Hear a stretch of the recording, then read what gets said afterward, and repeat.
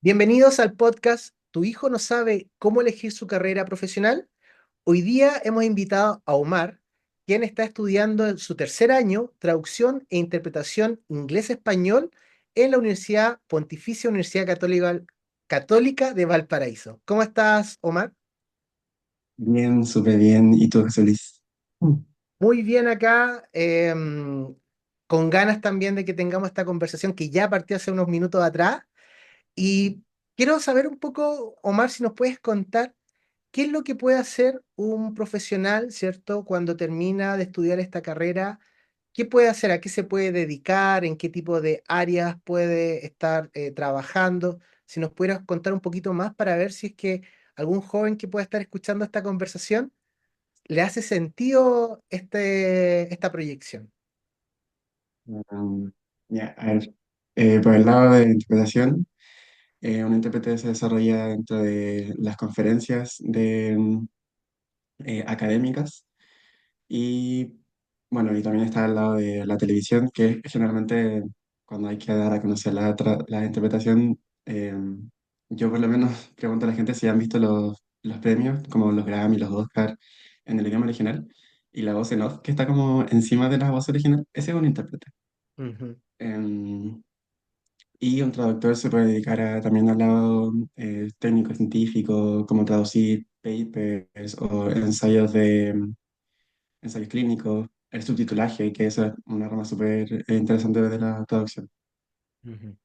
Súper. Y esto es amplio, o sea, en muchos campos, o sea, no hay restricciones en ese sentido.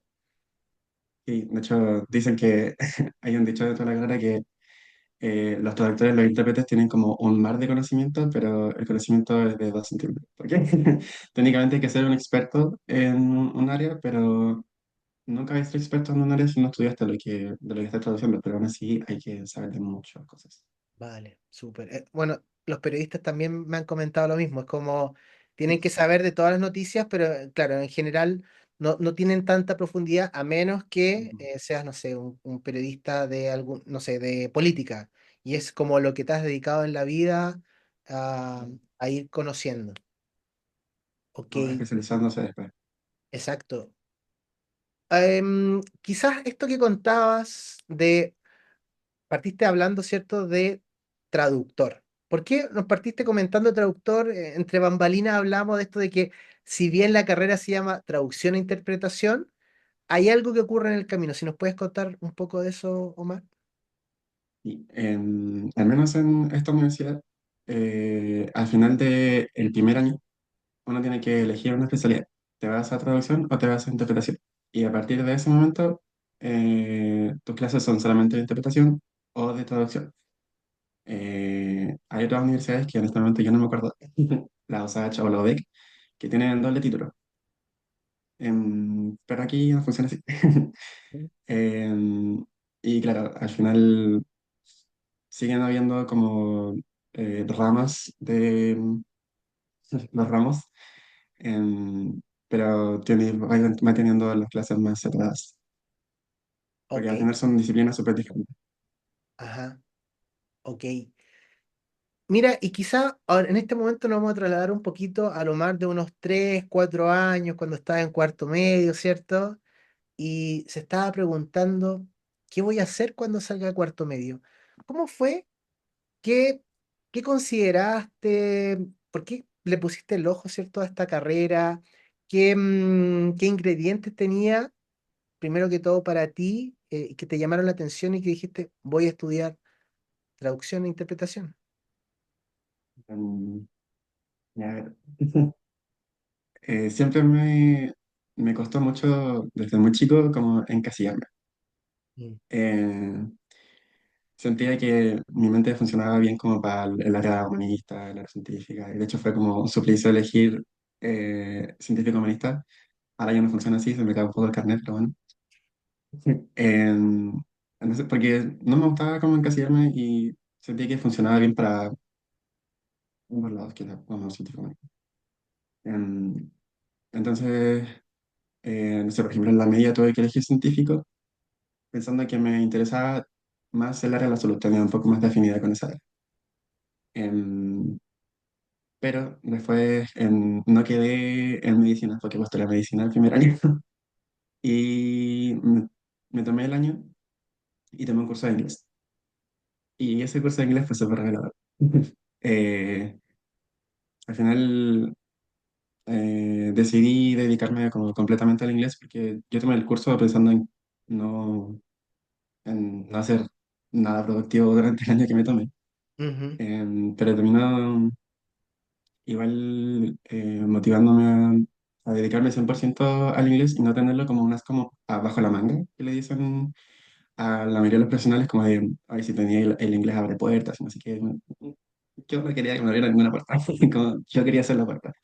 ujú, ujú, Em, Eso, yo creo que fue eso. Ay, aparte que después cuando me enteré que traducción e interpretación igual se dedican a muchas áreas y que pueden, no sé, traducir de pedagogía, pueden traducir de científicos, de medicina y otro montón de cosas, y dije, ya, aquí es. súper, súper. ¿Y qué fue cuando estudiaste inglés? ¿Qué fue revelador para ti? ¿Qué descubriste ahí que te llamó la atención? Mm, es que siempre me gustó el inglés, creo. Mm, O más que nada como los idiomas. Em, y puede que suene un poco, no sé, extraño, pero igual la necesidad de la presión quizá de casarme con algo, como de hacia dónde voy, qué elijo, elige, tanto, tanto, ujú, zanjado. Quizá no diría que fue una decisión prematura o poco meditada, pero sí creo que tuve suerte, porque mucha gente entra a una carrera diciendo, no, si me va a gustar, me va a gustar, y se sale en el tercer año, qué sé yo. ajá. Y eso te iba a preguntar, como una cosa es lo que uno se imagina antes de entrar y después cuando está dentro de la carrera, ¿cómo estuvo esa expectativa realidad para ti? Y ya, igual ha sido como mixta. Al principio yo pensaba que era muy fácil. Em, y no la encontraba tan pesada como yo sentía que no tenía tanto que estudiar.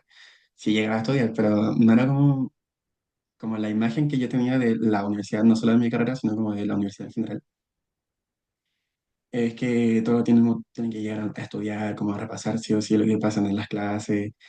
Y yo era como, siento que no lo necesito. Y tampoco lo necesito hasta cierto punto de la Mm, carrera. Em, y claro, ahí obviamente hasta cierto punto, después de pasar ese punto, yo dije, ya, creo que sí necesito repasar. em, y creo que pasa después de elegir la especialidad, que uno se da cuenta que, al menos a mí, que sí me gustaba lo que había elegido. No me veía ni cara de traductor, entonces sentía esta necesidad de ser bueno en interpretación, de que me fuera bien en los ramos de interpretación. ujú. Em, Eso. Súper, súper. Claro, a veces ocurre, yo me acuerdo que eh, en la carrera que yo estudié, la primera carrera que era ingeniería civil, me acuerdo que habían compañeros que el primer año, o sea, los cálculos, las álgebras era como, o sea, eh, como que no costaba, era como muy fácil. Y eso también tiene que ver con que a veces hay colegios que vienen muy bien preparados, los preparan muy bien a los jóvenes, o que tú tenías una capacidad o ya habías aprendido y desarrollado cierta parte, pero llega un momento en el que todo eso acumulado que uno traía ya se acaba. Y ya Sí. empieza el momento en el que entras en tierras nuevas que no conoces, o como dices tú también, tú dijiste, quiero ser bueno en esto, en interpretación, y por lo tanto me voy a poner a entenderlo mejor, a poder profundizar. Es una mezcla también, y que a veces además, a algunos jóvenes también se les da más fácil que a otros, ¿vale? Y también ocurre eso que a veces no lo sienten tan difícil porque en cierta forma están pudiendo seguir el hilo, ¿cierto? Pero no siempre se nos da a todos de la misma manera, ¿vale? Oye, ¿y cómo fue este primer año para ti? Porque también fue además con cambio de ciudad, ¿cierto? De casa, tú estabas en Santiago, te fuiste a Viña. ¿Cómo estuvo este primer año, ese aterrizaje en la universidad?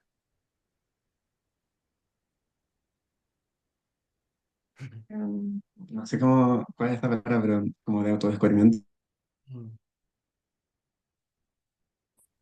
Sí, igual el cambio fue, me pasó igual parecido como al lado académico, de que ya voy bien por el lado académico y no, no necesito como estudiar de más, con el cambio de ciudad. Como, ya, yo siempre me sentí súper independiente emocionalmente de mi familia. Y no sé, por ejemplo, el primer semestre no lo extrañaba, como me pasaba una semana entera y... pero a la larga ya empezó a pasar la cuenta. Aparte que el primer año estuve solo en una residencia, como en una pieza, eh, y me pasó que, no sé, en los espacios comunes, no había espacios comunes, y el único espacio común era una cocina. Y cuando yo escuchaba a una amiga de otra pieza salir a tomar once, yo agarraba todas mis cosas a salir a tomar once con ella, porque necesitaba la interacción social. Entonces sí me pasó la cuenta, como estar tanto rato solo. Y ya bueno, ahí empecé como a arrendar con compañeras y por el lado social y salud mental ha sido un poco eh, complejo de llevar. em, y bueno, no sé, el tema financiero que al final es como dueño de casa, más o menos tenés que mantenerte y qué sé yo.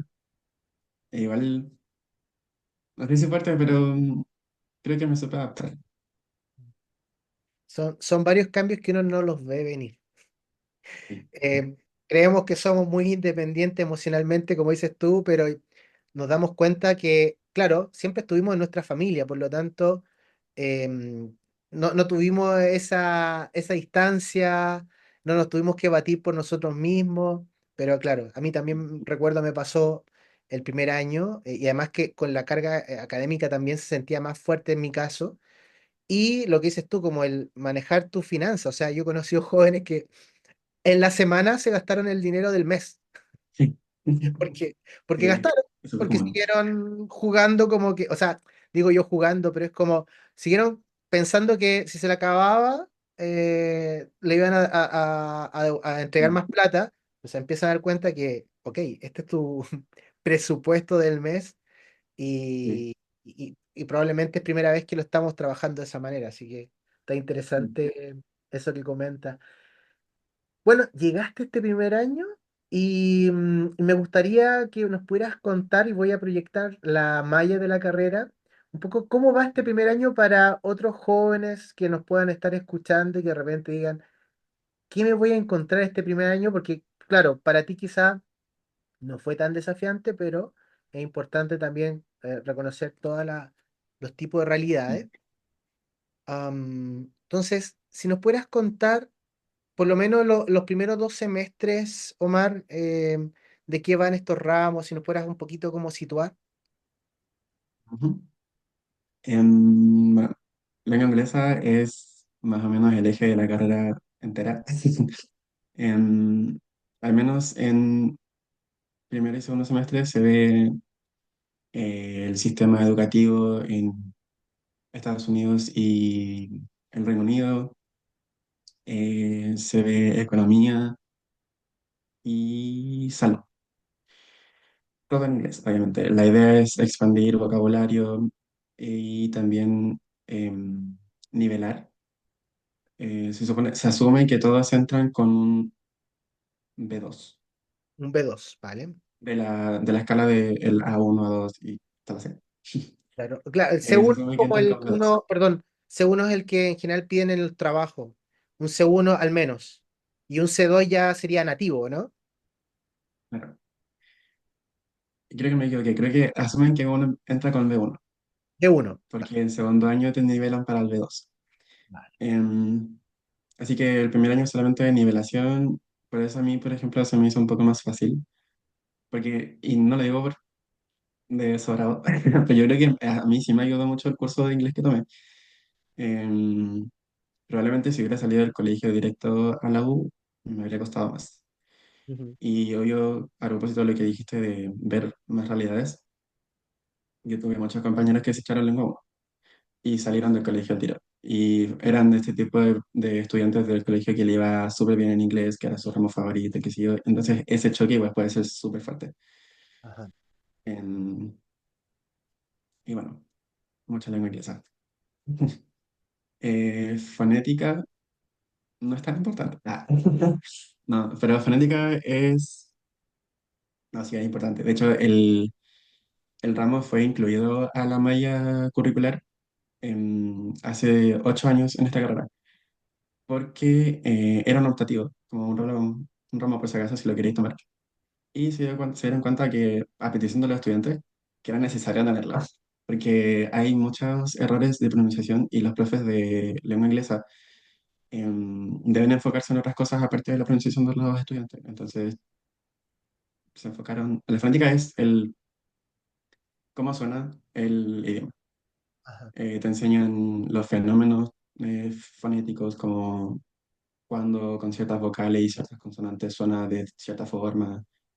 Te enseñan el IPA, que es el alfabeto fonético internacional. Entonces, son todas esas, no sé si han visto, para los oyentes, cuando uno busca una palabra en un diccionario de inglés, aparecen unos símbolos como en unos slash. Esos son los fonemas. Y que al final te enseñan a... Antes era mucho más necesario, obviamente, porque no había el traductor de Google que te decía cómo se pronuncia. Entonces era necesario saber leer los fonemas. Ahora no es tanto, pero aún así sigue teniendo importancia el ramo en la carrera. Em, y lengua española, otro eje de la carrera. Em, bueno, como eres traductor e intérprete, debes ser especialista no solo en la lengua de la que vas a interpretar o traducir, sino que también en tu lengua nativa. Em, y a pesar de que somos hablantes nativos del español, hay muchas cosas que uno no estudia del español. Ujú. Em, y lengua uno y lengua 2 están más enfocadas en ese lado, como de gramática, tipos de oraciones, bueno, eso es gramática. Eh, sí, eso, lengua uno y lengua 2 son pura gramática. ¿Cómo, eh, cómo eso, es esos ramos, perdón, Omar? ¿Es como ujú. eh, mucha práctica de ejercicio, leer? ¿Cómo aprenden para las pruebas en este caso? En lengua española es lo más parecido a un colegio, o sea, al colegio, a lo que yo recuerdo del colegio, como de un profe dando una cátedra, eh, materia, intentar memorizártelo. Y más que memorizártelo, hay muy pocos aspectos que tienes que memorizar, sino que entender. Em, Entender que ciertas cosas funcionan de esta forma, que no sé, que no podéis poner un punto después de no sé qué, o otro montón de cosas. Ujú, Em, en lengua inglesa es más o menos lo mismo. Se ven videos, se lee, más que nada como para expandir vocabulario y empezar como a poner en práctica eh, todo lo que sabes de inglés. ajá, Em, y fonética también, pero fonética sí es más memoria, porque es por lo de la fonema. claro, ok, perfecto. Y nos queda introducción al estudio de traducción e interpretación. Bueno, este es el Ujú, típico ramo que es introductorio de la carrera. ujú. ¿Qué es lo que ven Sí, ahí? eso es más que nada la historia de la traducción e interpretación. Ujú, Em, yo no me acuerdo mucho de ese ramo porque esto no es muy bueno, pero era un poco latero para mí. Yo sé que han tenido otras generaciones diferentes experiencias con diferentes profesores que dan ese ramo. ujú, El mío no fue muy bueno. Pero es la historia de la traducción e interpretación, em, como considerando que probablemente es una de las profesiones, o bueno, trabajos más antiguos de la humanidad, considerando que existe desde que el lenguaje mismo existe. ujú. Eh, sí, es mucha historia, son Súper. muchos hechos. Oye, Omar, y como más que explicar ahora, porque lo interesante era como entender este primer año. Como ahora Ujú. pensando en lo que viene, tú estás en tercer año en este momento, ¿qué nos podrías contar que quizás es distinto hasta lo que nos has contado en este momento? Me hablabas también del tema de las prácticas, si nos puedes contar un poquito de eso. Eh, yo creo que lo que más cambia, como del primer año o tercer año es la toma de especialidad. Ujú, Em, o sea, al final, igual sigue siendo un eje lengua inglesa, igual sigue siendo un eje lengua española, pero con tus ramos de especialidad igual uno se siente más afín. ujú. Em, En qué y semestre empiezan los ramos de especialidad? en el tercero, Vale, al final del primer año uno tiene que mandar una carta para decir, soy intérprete, soy traductor. vale. Em, y con respecto a las prácticas que dijiste, que también lo hablamos con estas bambalinas, es que hay es un ramo de práctica profesional, pero en realidad no es como, siento que es diferente a muchas carreras, como no sé, o sea, un ingeniero no va a poner en práctica todos sus conocimientos de ingeniero hasta que llegue a la práctica.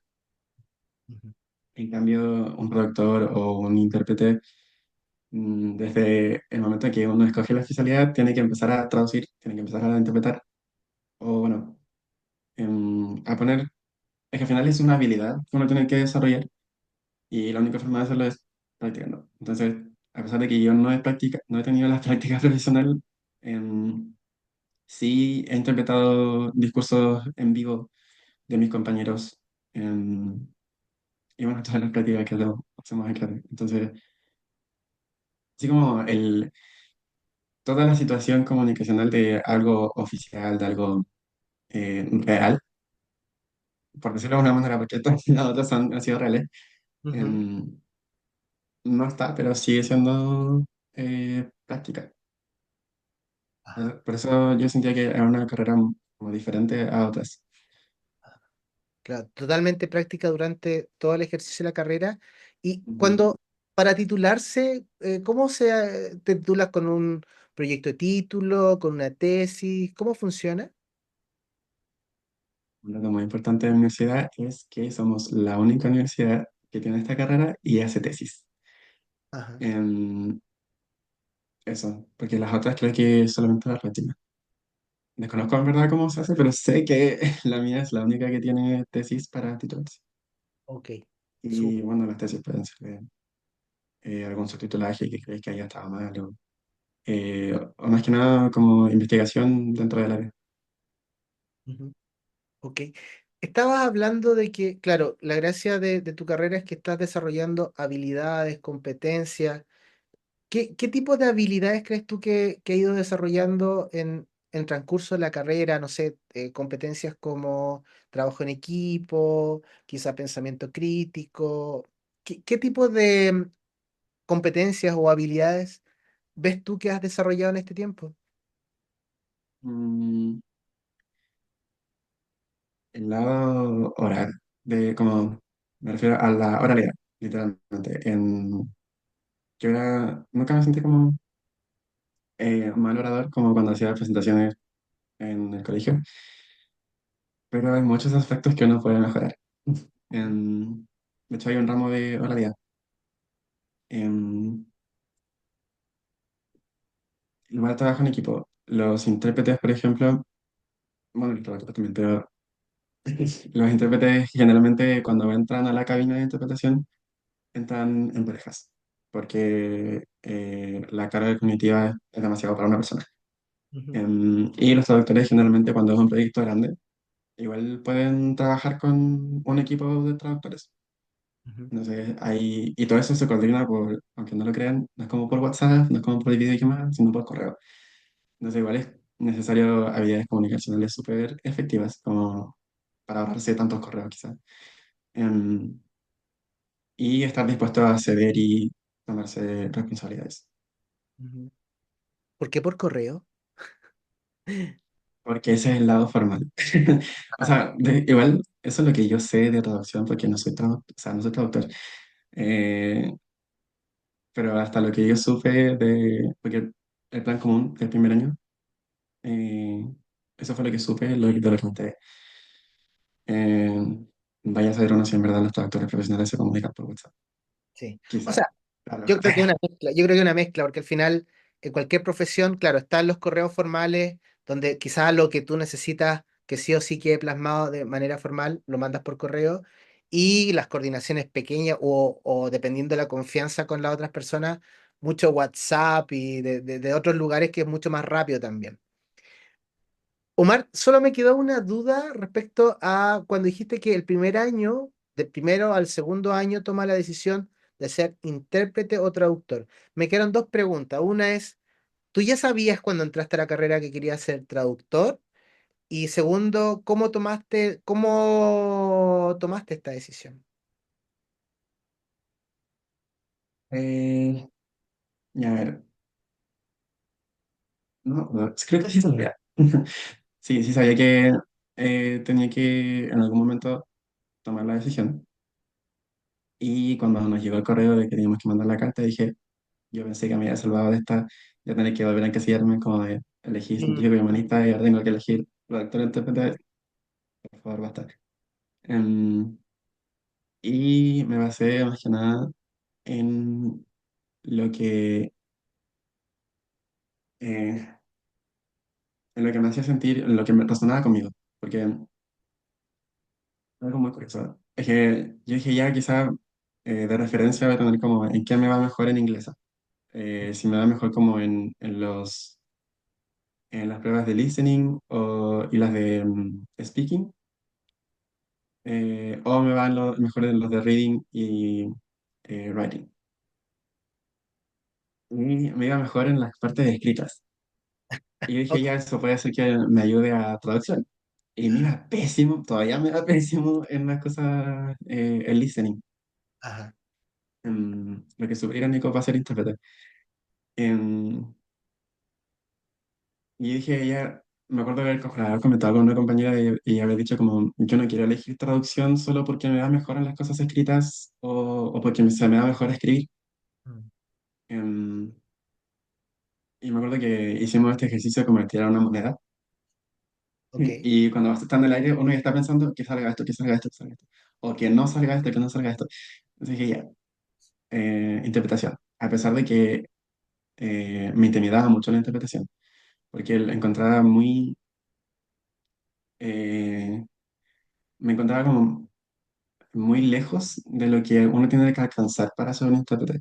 Como desarrollar esta habilidad de poder escuchar, traducir en tu cabeza y después emitir un mensaje coherente que tenga el mismo sentido. Y decía como, es demasiado para mí, no puedo. Sí se puede, pero eso, yo creo que fue solo eh, atreverme. Mm. Y mira, interesante porque de cierta manera tú decías qué desafiante está este camino y lo elegiste igual. ¿Qué te hizo movilizarte en esa dirección? Eh, ver, verme como traductor. No me veía como traductor, o sea, hicimos un ejercicio para ello. Em, el centro de alumnos organizó un ejercicio para los mechones y literalmente nos sentaron en unos computadores, traduzcan. Ella sí puede que haya sido entretenido para ese momento, pero yo igual me latía, es como, no, ¿qué hago con esto? Me demoré mucho, no sé, no me veía como sentado frente al computador, o sea, traduciendo, porque igual la mayoría de las interpretaciones son remotas, voy a estar sentado en igual es en un computador, pero eh, me parecía muy fome, Mm, directamente fome. mm, La interpretación al menos tiene esta cosa de, es más dinámica, es más activa, como estáis recibiendo un discurso al tiro y tenéis que empezar al tiro. ajá. Súper. Bueno, y interesante también porque estás conectando con una persona. Estás con un ser humano directamente, escuchándole, Ujú. poniendo atención, traduciendo. En cambio, en el caso de la traducción, no estás con un ser humano, estás con un computador, estás con un libro, Un eh, documento, sí. con cosas, ¿cierto? Entonces, claro, hay gente que se sentir mucho más cómoda ahí y está súper bien, porque también tiene que ver con los ritmos y con los tiempos además. O sea, una cosa es con quién te relaciona y lo otro que tú dices también como los ritmos, es como mucho más dinámico, el otro es más pausado, me puedo tomar el tiempo de analizar cuál es la mejor opción, ¿cierto? En cambio, en esta otra tú tienes que salir jugando y tienes que saber jugar. Así que está interesante esos ingredientes que van apareciendo porque es importante que nos hagamos esas preguntas y que tú la fuiste viviendo, qué bueno, desde la experiencia también como, qué lata esto, no me gusta, no Sí, me veo acá. pero hay mucha gente que le suena mucho más o sea, personalmente si me lo preguntan a lo más flojo, yo preferiría sentarme a hacer, Ajá, como tener más tiempo y buscar una mejor solución traductológica, pero no quiero. ajá, En- ajá. por ejemplo, yo tengo una compañera que me dijo muchas veces, yo me veo sentada en la playa traduciendo, y no me Ujú, importa, como, porque ese es mi objetivo, estar tranquila traduciendo, ajá. no con todo este ajeteo de la interpretación. Súper, súper. Algo hay ahí que efectivamente tú ves que es más interesante para ti en el largo plazo, porque a veces hay cosas que uno puede estar un rato y no pasa nada, pero ya cuando lo proyectamos en años, ¿cierto? Cambia. ¿Dónde me quiero quedar? ¿Dónde siento que voy a estar más tiempo en ese sentido? Omar, al principio me Igual contaste. uno, ¿Mm? Dime. igual uno, por si acaso, lo recomendable es que si quieres sacar el doble título, por Ajá. ejemplo, en esta carrera al menos, porque si vas a otras universidades tienen el doble título igual, pero en esta carrera lo recomendable es sacar interpretación y luego la traducción, porque hay más opciones para especializarse como traductor o traductora que como intérprete. Porque la interpretación es una... Y bueno, una de las razones para que elegir interpretación primero es porque dicen que es una habilidad que se demora quizá un poquito más o es más compleja de desarrollar, Ujú. como dato para los oyentes que les interesa la traducción y interpretación. Súper interesante. Para que vayan considerándolo como criterio si es que ingresan a esta carrera. Como te decía, al principio estuviste hablando de las proyecciones de la carrera, lo que puede hacer una vez que termina, ¿cierto? Que inclusive si tú estudiaras, entiendo, un año, año y medio, también para los que quieren, pueden dedicarse a la pedagogía también en inglés. Si tú sumas la carrera con un año y medio de pedagogía, si es que hiciera sentido, ¿cierto? Para algunas personas. Pero esas son las proyecciones. Quizás si nos pudieras contar un poquito cómo es la rutina de un traductor, perdón, de un intérprete, ¿vale? Como, ¿qué es lo que hace? Normalmente decías tú que entran dos personas en la cabina. Entiendo que hay legalmente 45 minutos debieran ser los que debiera estar tú ahí, corrígeme los tiempos, como que no puedo estar una hora, 2 horas, en teoría, ¿cierto? En teoría. Sí. ¿Vale?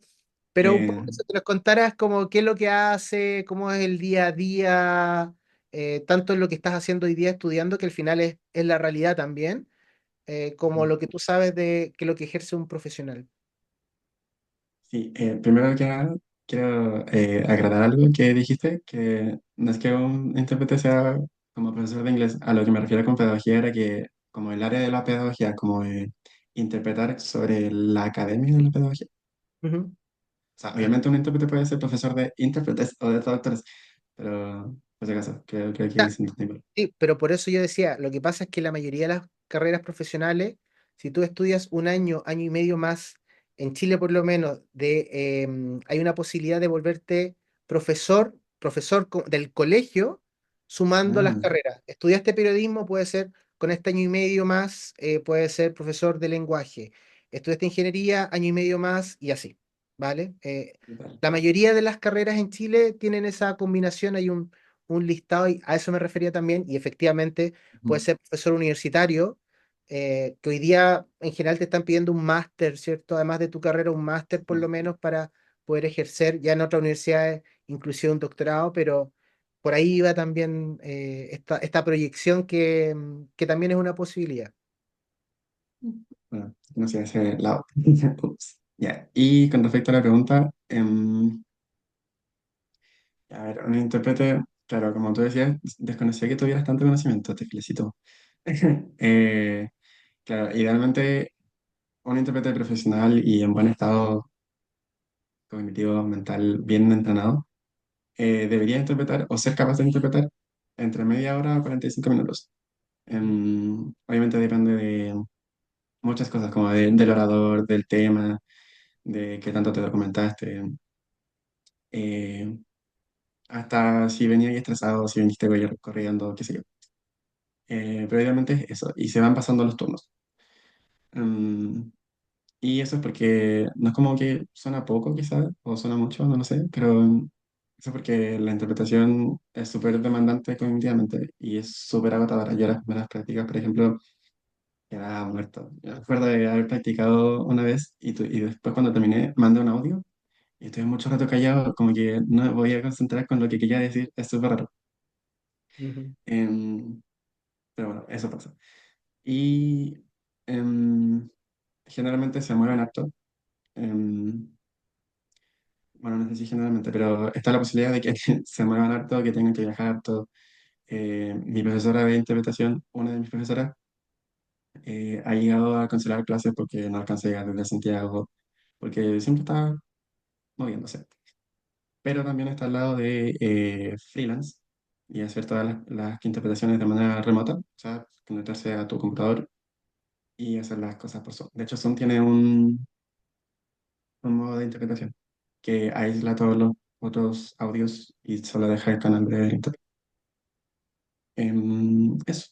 Creo que, bueno, y obviamente creo que el lado televisivo, intérprete dentro del turismo, los cruceros y todas esas cosas. súper, súper. Bueno, hay también nuevas proyecciones y las rutinas cambian. Eh, y a propósito de proyecciones, rutina, ¿qué nos podría hablar del dark side de la carrera? Esto de lo desafiante que puede tener tanto estudiar como ejercer la carrera. ¿Qué nos podrías contar al respecto? Em, yo creo que cuando, por ejemplo, cuando sales y vas a ejercer, al lado, al menos por el lado del intérprete, manejar los tiempos. Em, depende obviamente de cada persona si se va a hacer difícil o no, pero considerar como todos los tramos de viaje, no sé, los tacos de la ciudad, qué sé yo, em, y que obviamente va a afectar o va a tener algún grado eh, de influencia en tu calidad de interpretación si llegaste tarde, si llegaste apurado, si, no sé, se te cruzó una vieja y te putearon, qué sé yo. Ujú. Y llegar de mal humor también afecta, todas esas cosas afectan. Em, creo que eso. Algo me has dicho también de otras bambalinas, ya me acuerdo cuál era. Respecto a la forma de trabajar, tanto como trabajar, en general, las personas siempre estamos pensando en trabajar contratado por una empresa y tú me decías más bien que en general siempre es más freelance, que en cierta forma es Ujú. más boleta. ¿Cómo funciona eso? Sí. Bueno, desconozco a profundidad igual porque todavía no llego a esos ramos avanzados de que te explican todas esas cosas del mercado laboral. Em, pero la mayoría de los intérpretes trabajan freelance. Es muy, muy raro tener un intérprete con contrato, como, Ujú. no sé, ir a, qué sé yo, Colbún y no, este es nuestro intérprete de Colbún. Extraño. Es más común con los traductores, que los traductores tengan más posibilidades de tener un contrato, pero también los traductores tienen bastante trabajo freelance. Ajá. O sea, y eso será porque, no sé, por ejemplo, una editorial puede contratarlo o una universidad para la traducción de paper. ¿Qué es lo que pasa ahí que quizá hay más posibilidades en ese sentido? Em, ¿Crees tú? yo me imagino que por las instancias Ujú, de trabajo de un intérprete, como sí o sí tiene que ser una instancia oral y no son tan comunes como la producción de textos. ujú, ujú. Es por eso, como lo continuo que va a ser, como o sea, esta semana tengo un texto, la próxima igual, entonces mejor tengo al traductor contratado. En cambio, al intérprete es como, es la charla del mes y eso todo. Ah, claro, claro, más puntual. Súper. Oye, Omar, y lo otro que te quería preguntar también es, ¿qué se puede hacer, crees tú, desde tu punto de vista, para mejorar tu empleabilidad, tanto ya en la universidad ¿cierto? Como, no sé, ir generando redes, ir teniendo prácticas, ir buscando posibilidades. ¿Qué crees tú que puede aumentar la empleabilidad para que cuando salgas ya también tengas mayores posibilidades? Em, yo diría que sí o sí generar redes.